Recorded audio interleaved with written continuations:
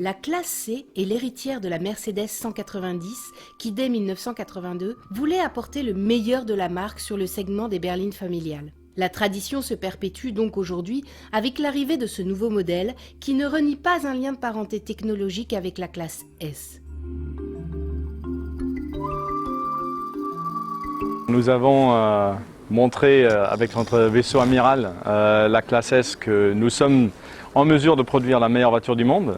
Nous avons introduit pas mal d'innovations qui seront partiellement reprises par notre classe C. Par exemple, la conduite semi-autonome, donc une assistance à la conduite dès que vous gardez les deux mains sur le volant avec une caméra stéréo, elle va vous guider le long du trajet. Plein de choses, d'assistants de sécurité également, qu'on introduit dans cette voiture pour justement en justifier notre position de référentiel dans le segment.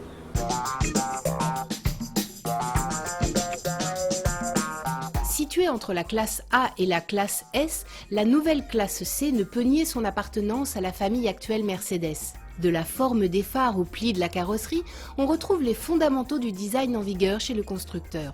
L'auto bénéficie également des dernières avancées de Mercedes en matière de sécurité et d'aide à la conduite. On note par exemple la présence de la caméra stéréoscopique à l'avant, de radars et de capteurs à ultrasons, du maintien dans la file, de la surveillance d'angle mort ou encore la présence du régulateur de vitesse adaptatif avec la fonction Stop and Go. Quant à l'habitacle, son style s'inspire moins de la classe S que de la famille A, B, CLA et GLA. On y retrouve le grand bandeau décoratif ou les aérateurs circulaires. Et niveau finition, rien à redire, la marque est à la hauteur de sa réputation.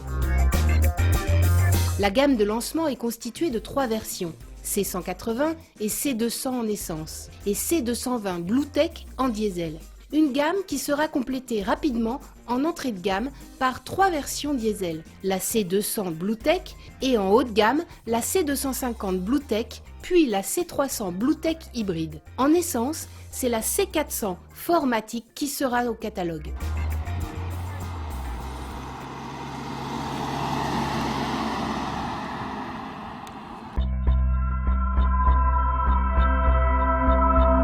Notre modèle d'essai est une C250 Bluetech, la version haut de gamme diesel. Son 2,1 litres développe 204 chevaux et 500 Nm et se voit associé ici à la boîte automatique 7G Tronic. Le tout pour une consommation annoncée à 4,3 litres au 100 et 109 grammes de CO2 par kilomètre.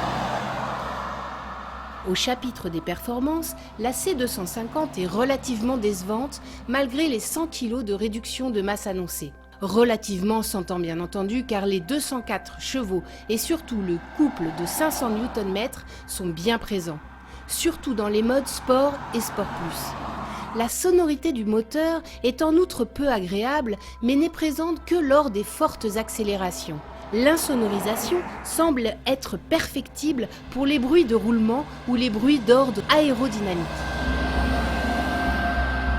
La classe C s'avère particulièrement gratifiante à conduire, offrant à la fois un confort quasiment irréprochable et une dynamique non dénuée d'agilité. Ceci est dû à la possibilité de choisir entre plusieurs modes: Eco, Confort, Sport et Sport Plus. Des modes qui interviennent sur la gestion de l'assistance de direction, la cartographie moteur, la réponse de la pédale d'accélérateur, la gestion de la boîte de vitesse, mais aussi la suspension pneumatique.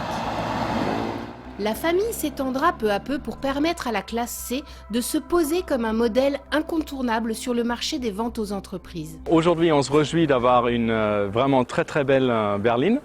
Je pense que dans la logique, on va certainement avoir un break plus tard. Donc on va se laisser surprendre et sur toutes les autres formes potentielles, je pense qu'on va laisser vivre encore un peu le suspense et on vous dira très certainement le moment venu. La plus vendue des Mercedes compte bien accentuer ses positions sur le marché face à ses rivales allemandes. Elle a mis toutes les chances de son côté, ne faisant aucun compromis pour devenir la référence.